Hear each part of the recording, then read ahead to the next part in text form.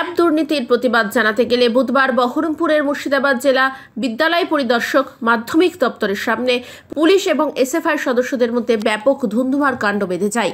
এদিন এসএফআই সদস্যরা মিছিল করে মুর্শিদাবাদ জেলা বিদ্যালয় পর্ষদের মাধ্যমিকের কাছে স্মারকলিপি জমা দিতে গেলে পুলিশ প্রথমে বাধা দেয়। পরে এই নিয়ে দুপক্ষের মধ্যে ব্যাপক ধস্তাধস্তি শুরু হয়ে যায়।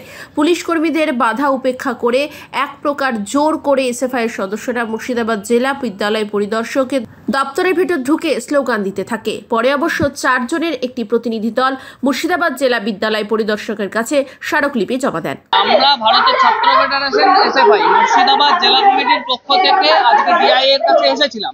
আমরা ডেপুটেশন নিতে এসেছিলাম। এই রাজ্য জুড়ে, সারা রাজ্য জুড়ে যে বিরাট ট্যাব দুর্নীতি হয়েছে, সেই ট্যাব দুর্নীতির প্রতিবাদে আমরা ডেপুটেশন দিতে এসেছিলাম।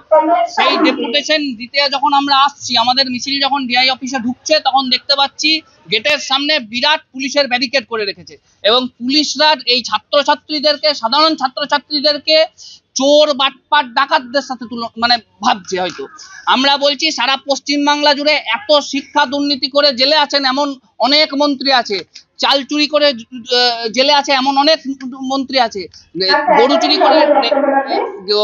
করে জেলে আছে এমন অনেক আছে, যারা নেতা আছে। তাদেরকে আমরা বলছি, তাদেরকে ধরুক, এই পুলিশের মেরুদণ্ডটা ঠিক করে তাদেরকে গ্রেপ্তার করুক, তাদেরকে আটকাক, তাদেরকে চালচুরি থেকে বিরত করুক। এটাই আমাদের দাবি। আমরা এসেছিলাম ট্যাব দুর্নীতির প্রতিবাদে ডিআই কে ডেপুটেশন দিতে। আমরা ডেপুটেশন দিয়েছি এবং ডেপুটেশন দেওয়ার পর আমরা ডিআই অফিসের সামনে সভা করছি। এই আমরা বলতে কি বললেন? ডিআই এর সাথে কথা হলো, ডিআই অস্বীকার করছে। সরকারের পার্ট উনি বলছেন যে লিক হয়ে গেছে, কি করতে পারি। কিন্তু আমরা বলছি, সরকার না চাইলে এরকম বড় দুর্নীতি হয় না। সরকার যখন চাইছে, সরকার প্রত্যক্ষ হোক পরোক্ষ হোক, সরকার চাইছে।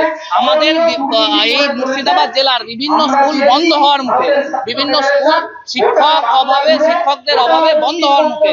সেই কেন হচ্ছে? শিক্ষক নিয়োগ কেন হচ্ছে না? শিক্ষক নিয়োগে এত দুর্নীতি কেন হচ্ছে? এই প্রশ্ন ডিআইকে করাতে ডিআই সেই প্রশ্নের সম্মুখীন হতে চাইছেন না। ডিআই সেই প্রশ্ন এড়িয়ে যাচ্ছেন। এটুকুই বলতে চাই।